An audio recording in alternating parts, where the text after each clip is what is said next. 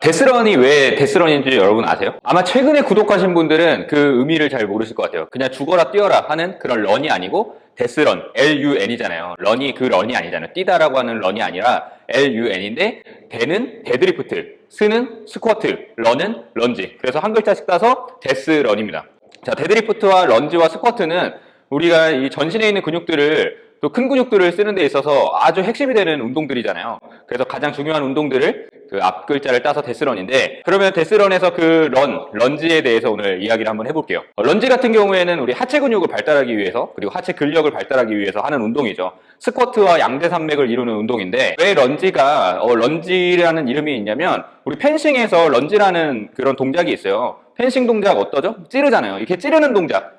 자, 이게 바로 펜싱처럼 좀 멋있어 보이는데? 아무튼 뭐 올림픽에서 여러분 펜싱 보면은 런지 자세 딱 이렇게 찌르잖아요. 그게 바로 런지 자세예요. 근데 우리가 런지라고 하는 그 찌르는 동작에서 펜싱 선수들이 그 보폭이라든지 발의 간격 자체를 그 사람들이 딱 정해진 그 규정대로 이렇게 펜싱을 찌르지는 않잖아요. 뭐 예를 들면은 가까이 있으면은 살짝만 찌를 거고, 그리고 멀리 있게 되면은 발을 멀리 짚을 거고, 이것도 런지잖아요. 그런데 이게 옳다 그르다 할 수 없는 것처럼 런지는 목적에 맞게 하시면 되시고, 우리는 그리고 근육 발달을 하는 거기 때문에 이런 동작을 했을 때 어디 근육이 더 타겟이 되고, 이런 동작을 했을 때는 또 어떤 위험성이 있고, 이런 것들에 대해서 잘 알고 런지를 하시면 됩니다. 자, 일단 런지 같은 경우에는 어디 근육이 쓰이죠? 일단 허벅지 앞쪽 근육, 대퇴사두근, 그리고 허벅지 뒤쪽 근육. 이 앞쪽과 뒤쪽이 하는 역할은 무릎을 굽혔다 폈다 하는 역할을 해요. 그래서 런지를 할 때 무릎이 굽혀졌다가 펴졌다 했을 때 허벅지 앞쪽과 뒤쪽에 있는 근육이 쓰인다. 그래서 허벅지 앞쪽 근육, 뒤쪽 근육이 쓰인다. 그거 알고 계시고, 자, 그리고 허벅지 안쪽과 바깥쪽에 있는 근육이,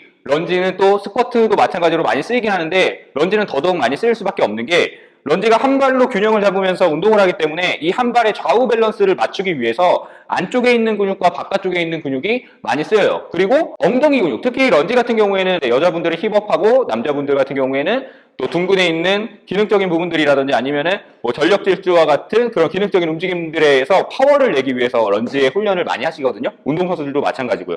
엉덩이 같은 경우에는 일단 엉덩이는 둥글게 돼 있잖아요. 엉덩이는 바깥쪽도 있고 뒤쪽도 있어요. 그러면은 아까 말씀드렸던 것처럼 무릎이 굽혀졌다 폈다 하는 데 있어서 허벅지 앞쪽과 뒤쪽이 쓰이지만, 무릎이 굽어질 때 골반이 이렇게 접히죠.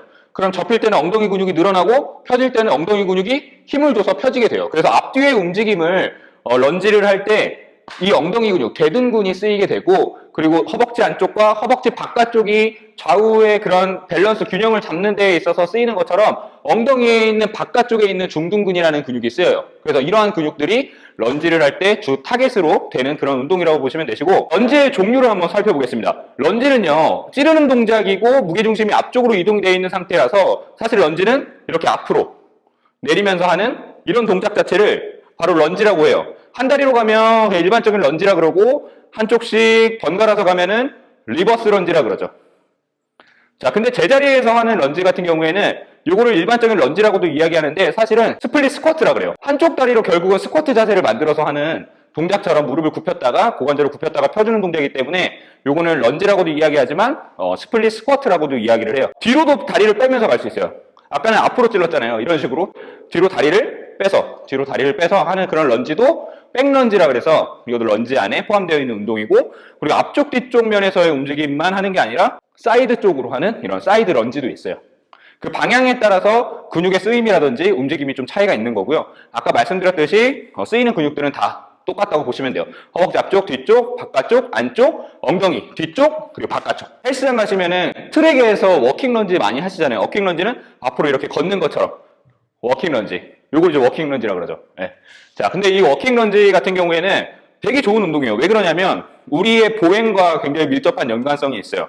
보행을 할 때도 다리를 앞으로 갔다가 이 앞에 있는 다리가 반대쪽 다리를 끌고 오면서 이 엉덩이 근육이나 하체에 있는 힘을 쓰는 것처럼, 워킹 런지도 앞발에 힘이 들어갔다가 일어나면서 반대쪽 다리를 앞으로 밀어주는 이런 동작이기 때문에 우리 보행과 매우 밀접한 연관성이 있어서 이것도 기능적인 측면에서 매우 중요한 운동이 될 수 있고요. 자, 그러면 우리 런지 종류에 대해서 한번 알아봤고, 런지를 할 때 기본적으로 지켜야 되는 또는 여러분들이 신경 써야 되는 각각의 관절에서의 움직임들이 어떻게 일어나는지 한번 체크를 한번 해보겠습니다. 자, 런지 옆모습에서 한번 보면은 일반적으로 여러분들이 제자리에서 알고 있는 이런 런지를 기준으로 한번 이야기를 한번 해보도록 하겠습니다. 어차피 다른 런지도 이 관절에서의 움직임은 다 비슷하다고 보시면 되시고, 런지를 할 때 이렇게 앉잖아요, 여러분. 자, 이렇게 앉게 되면 자, 여기 발목이 접힐 거예요. 무릎이 앞쪽으로 빠지면 무릎이 굽혀지는 게 아니라 사실은 발목이 접히게 되는 거거든요. 자, 발목이 이렇게 접혀요. 그렇죠? 발목이 많이 접히면 무릎이 앞쪽으로 빠지고,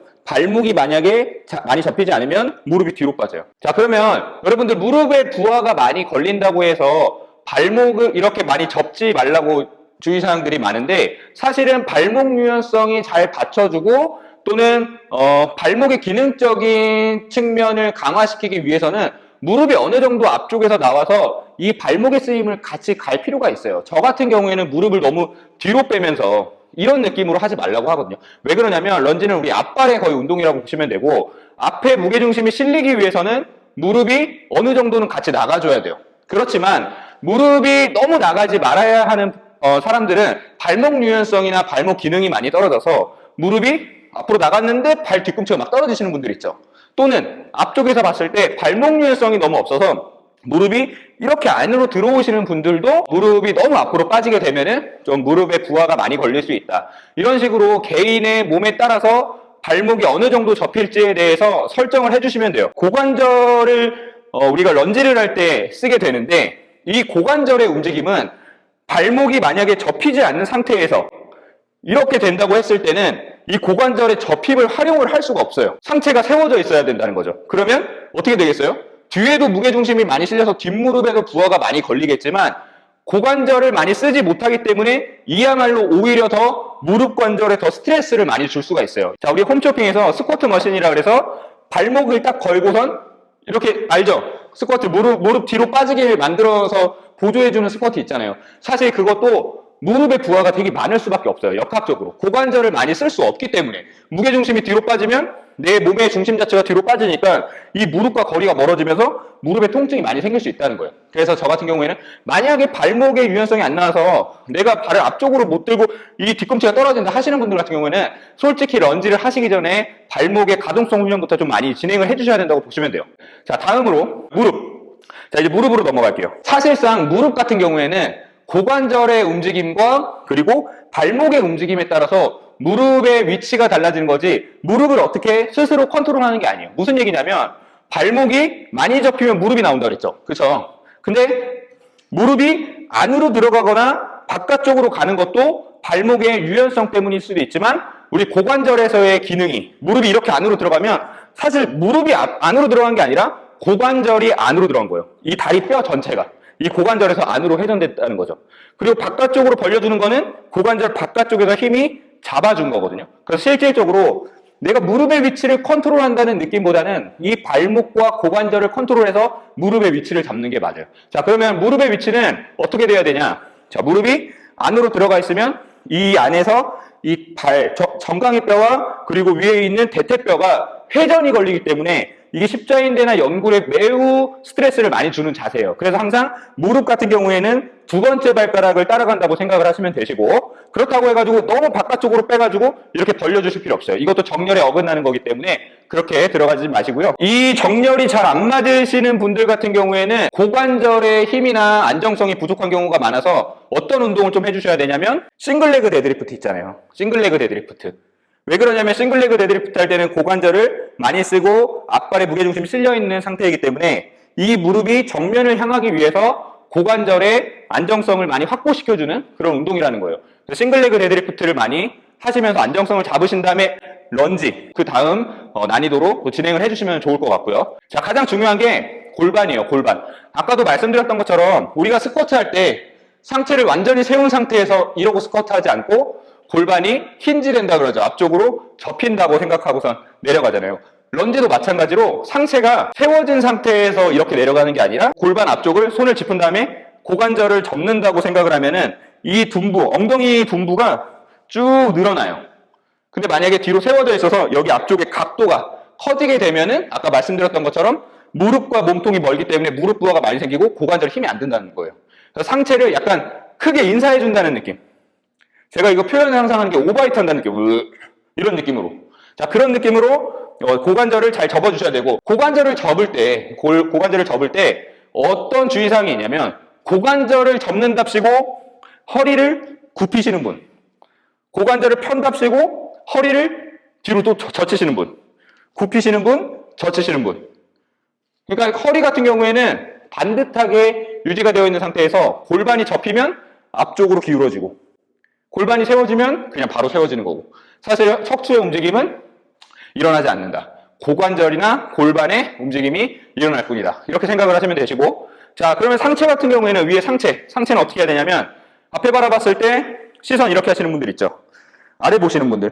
물론 아래를 보시면 뭔가 근육에 더 타겟이 많이 될 수 있지만, 위에 있는 근육을 다 놓고 가는 거예요. 보디빌딩식 운동을 했을 때 좀 더 하지에 있는 힘을 더 많이 전달시키기 위해서 아래를 바라보면서 하시는 분들도 있는데, 좀 더 내가 기능적인 측면에서 운동을 하고 싶다 하시면은 시선을 정면을 바라보시면서 가슴을 넓게 좀 펴시고 그렇게 진행을 해주시면 좋고요. 스탠드는 여러분들이 이 런지 같은 경우에는 걷는 동작이랑 비슷한 동작이라고 했잖아요. 그래서 이렇게 한 발 한 발 걸어보세요. 편안하게. 그러면 그게 여러분들이 발 간격을 해주시면 좋을 딱 스탠드예요. 이렇게 너무 넓게 되면은 무릎이 약간 바깥쪽으로 빠질 수 있는데, 요거 같은 경우에는 우리 스쿼트를 이렇게도 진행하고 다리를 넓게도 진행하잖아요. 그런 것처럼 내가 만약에 내전근에 있는 힘을 더 많이 발휘하고 싶으면 살짝 넓혀서 해도 상관은 없어요. 제가 운동 목적에 따라 가지고 런지 자세는 좀 달라질 수 있다고 그랬죠. 만약에 내가 이만큼 넓게 했어요. 자, 내리게 되면 문제가 뭐냐면, 이것도 틀린 건 아닌데 이렇게 되면 스트레칭이 뒤에서 너무 많이 돼요. 그래서 이 스트레칭이 많이 되지 않을 정도, 내가 앞발에 힘을 줄 수 있는 정도 보폭을 설정을 해주세요. 너무 멀게 되면은 여기 스트레칭이 돼서 앞발보다는 뒤에 있는 힘이 들어갈 거고요. 너무 좁게 되면은 앉기가 힘들고 무릎이 그만큼 많이 접히면서 허벅지에 좀 부하가 많이 걸리면서 엉덩이를 타겟하시는 분들한테는 또 이렇게 앉는 게 맞지 않을 수가 있어요. 그러니까 여러분들의 목적에 따라서 이 보폭이나 그런 것들을 좀 조정해 주시고, 런지 할 때 가장 중요한 거는 이 무릎의 방향이에요. 안쪽으로 들어가지 않게. 요것만 좀 신경 쓰시면 될 것 같고요. 자, 그래서 일반적으로 그냥 하는 스플릿 스쿼트 같은 경우에는 하나, 둘, 셋, 넷. 근데 여기서 스플릿 스쿼트의 단점이라고 하면은 내 체중을 앞쪽으로 밀어주는 그 끝까지의 동작이 없어요. 그러니까 고관절을 신전시키는 동작이 끝까지 일어나지 않는다는 거죠. 여기서 그냥 폈다가 내리고. 왜냐면 다리가 아직 앞에 있거든요. 일어나도. 그런 경우엔 앞쪽으로 하나, 둘, 셋. 자, 이렇게 진행을 해주셔도 되고요. 그리고 스플릿 스쿼트를 벤치 같은 거를 활용을 해가지고, 자, 뒤에다 이렇게 다리를 얹은 다음에 이렇게 내렸다가, 너무 높다. 내렸다가 쭉 펴면은 아까 바닥에서 했던 스플릿 스쿼트랑 다르게 고관절 완전히 좀 신전이 될 수 있으니까 이게 엉덩이 근육에 엄청나게 좋을 수가 있겠죠. 제가 일단은 두서없이 이렇게 이야기를 했는데 땀이 너무 많이 납니다. 너무 더워가지고 더 이상 못하겠어요. 시간이 너무 많이 걸렸는데, 일단 런지를 얘기하다 보니까 할 얘기가 너무 많아가지고 아직도 런지를 해보지 않으신 분들도 분명히 계실 거예요. 스쿼트 뭐 3대 몇 이런 게 되게 중요해서 스쿼트를 많이 하고 계시지만, 실질적으로는 우리 운동선수들 같은 경우에는 스쿼트보다는 런지를 많이 해요. 그만큼 런지가 굉장히 기능적인 측면에서 매우 중요한 역할을 한다. 아까도 이야기했던 것처럼 우리는 두 발로 걸어 다니지 않고 한 발로 짚으면서 그렇게 걷기 때문에 그게 매우 보행이나 아니면 달리는 데 있어서 기능적인 측면에서 중요한 운동이기 때문에 런지를 우리 스포츠를 하시는 분들에게는 매우 많이 하는, 사랑받는 그런 운동이다라고 보시면 되시고, 오늘 이 영상 보시면 오늘 저녁에는 런지를 하시길 바라겠습니다. 자, 오늘 영상 여기까지 하도록 하겠습니다. 감사합니다.